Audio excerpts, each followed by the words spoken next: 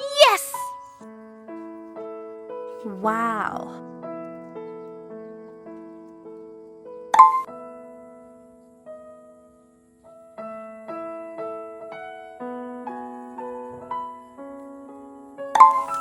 Ayan everyone, so ngayon problema na lang po natin is yung pang-ulam since nakapagluto na po tayo ng kanin. And of course guys, dito po sa probinsya is kailangan na masipag lang po tayo kasi di ba importante po sa amin dito yung bigas and yung mga ulam is nakukuha naman po sa kapaligiran as long as na masipag ka. So today, manguha ko guys ng bulukon. So sa Leyte, ito po yung tawag namin dito sa bulukon. So yung pinaka-talbos po ng puno ng gabi, ito po siya, here.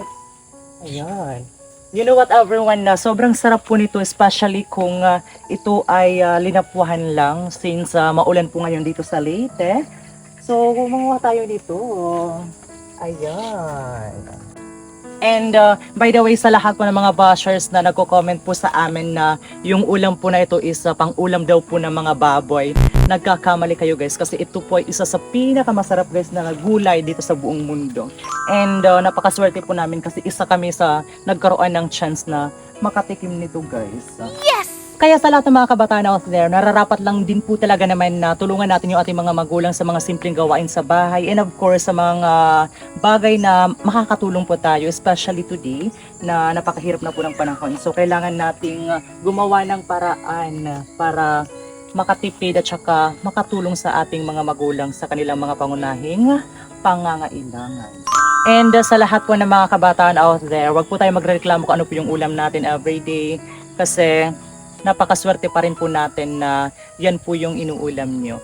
And wag na po sana tayo magpapautos pa sa ating mga magulang. Magkusa na lang po tayo na gawin yung mga bagay na karapat-dapat upang makatulong sa kanila guys. Kasi sa simpleng pamamaraan na ito is napakalaking tulong na din po ito sa kanila. Tsaka mapapasaya po natin yung ating mga magulang.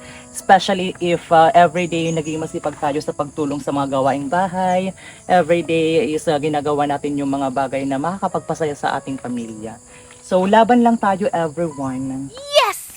Ayan everyone, so tapos na po tayo manguhay ng bulukon, balikotos, or ano pa yung tawag nyo po dito guys. Just comment down below kasi ito po yung tawag namin dito po sa Leyte.